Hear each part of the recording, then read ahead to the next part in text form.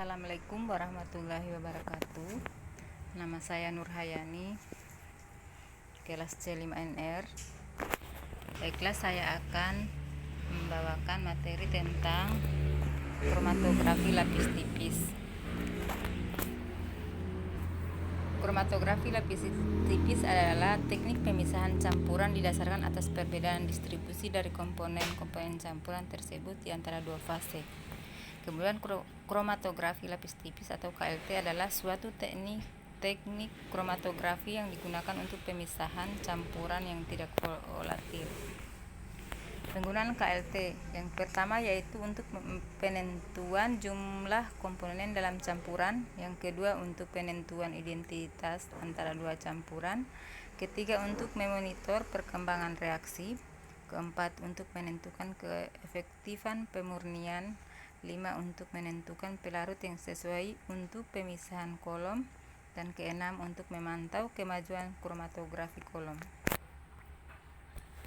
Adapun prinsip kerja KLT yaitu pada proses pemisahan dengan kromatografi lapis tipis terjadi hubungan kesetimbangan antara fase diam dan fase gerak, di mana ada interaksi antara permukaan fase diam dengan gugus fungsi senyawa organik yang akan diidentifikasi yang telah berinteraksi dengan fase gerak.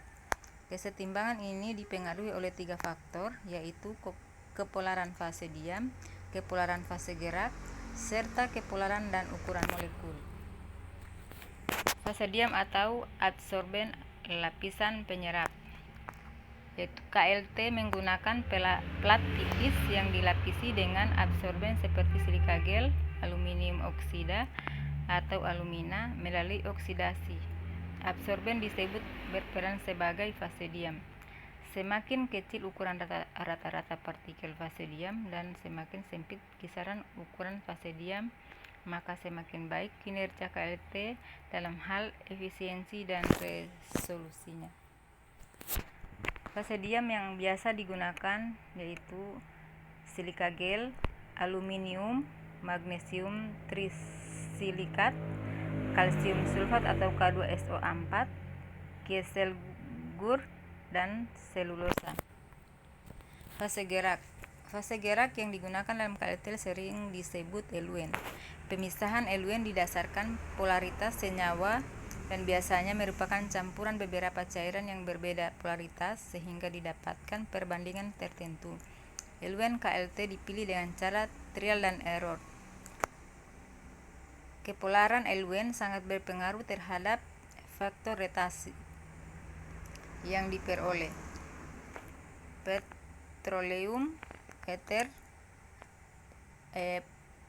petroleum dietilether, metanol, etil asetat, kloroform, asetonitril, benzoat, benzena, dan karbon tetraklorida. Faktor retensi. Faktor retensi atau RF adalah jarak yang ditempuh oleh komponen dibagi dengan jarak yang ditempuh oleh eluen. Adapun rumusnya sebagai berikut. RF sama dengan jarak tempuh komponen per jarak tempuh eluen. RF KLT yang baik atau bagus berkisar antara 0,2 sampai 0,8. Adapun cara penggunaan KLT, yang pertama potong plat sesuai ukuran. Untuk satu spot menggunakan plat sebesar 1 cm. Kedua, buat garis dasar atau baseline di bagian bawah sekitar 0,5 cm dari ujung bawah plat dan garis akhir di bagian atas. Ketiga, totolkan sampel cairan yang telah disiapkan sejajar di atas baseline menggunakan pipa kapiler. Jika sampel pada pelarutkan pada pelarut tertentu, keringkan totolan. Keempat, masukkan masing-masing eluen dengan pipet yang berbeda ke dalam chamber dan campurkan. Tempatkan plat pada chamber berisi eluen. Selain jangan sampai tercelup oleh eluen. Tutup chamber. Keenam, tunggu eluen mengelusi sampel sampai mencapai garis akhir. Di sana pemisahan akan terlihat.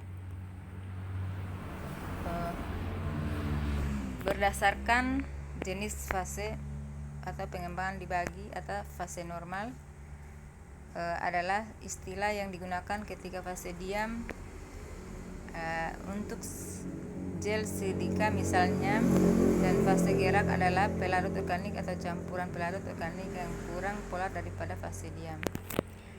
Kemudian fase terbalik adalah istilah yang digunakan ketika fase diam adalah silika terikat dengan substrat organik seperti rantai panjang asam alifatik seperti C18, dan fase gerak adalah campuran air dan pelarut organik yang lebih polar daripada fase diam. Beberapa kelebihan KLT yaitu: 1. KLT lebih banyak digunakan untuk tujuan analisis. 2. Identifikasi pemisahan komponen yang dapat dilakukan dengan bereaksi warna, fluoresis atau dengan radiasi menggunakan sinar ultraviolet. 3. Dapat dilakukan elusi secara mekanik atau ascending, menurun atau descending, atau dengan cara elusi 2 dimensi. 4. Ketetapan penentuan kadar akan lebih baik karena komponen yang akan ditentukan merupakan bercak yang tidak bergerak. 5. Hanya membutuhkan sedikit pelarut. 6. Biaya yang dibutuhkan terjangkau. 7. Jumlah perlengkapan sedikit. 8. Preparasi sampel yang mudah. Dan 9. Dapat untuk memisahkan senyawa hidrofilik atau lipid dan hidrokarbon yang dengan metode kertas tidak biasa. Dengan metode kertas tidak bisa. Kemudian kekurangan KLT yaitu: 1. Butuh ketekunan dan kesabaran yang ekstra untuk mendapatkan bercak atau noda yang diharapkan. Kedua, butuh sistem trial dan error untuk menentukan sistem eluent yang cocok. Ketiga, memerlukan waktu yang cukup lama jika dilakukan secara tidak tekun. Demikianlah materi yang KLT yang saya bisa bawakan. Wassalamualaikum warahmatullahi wabarakatuh.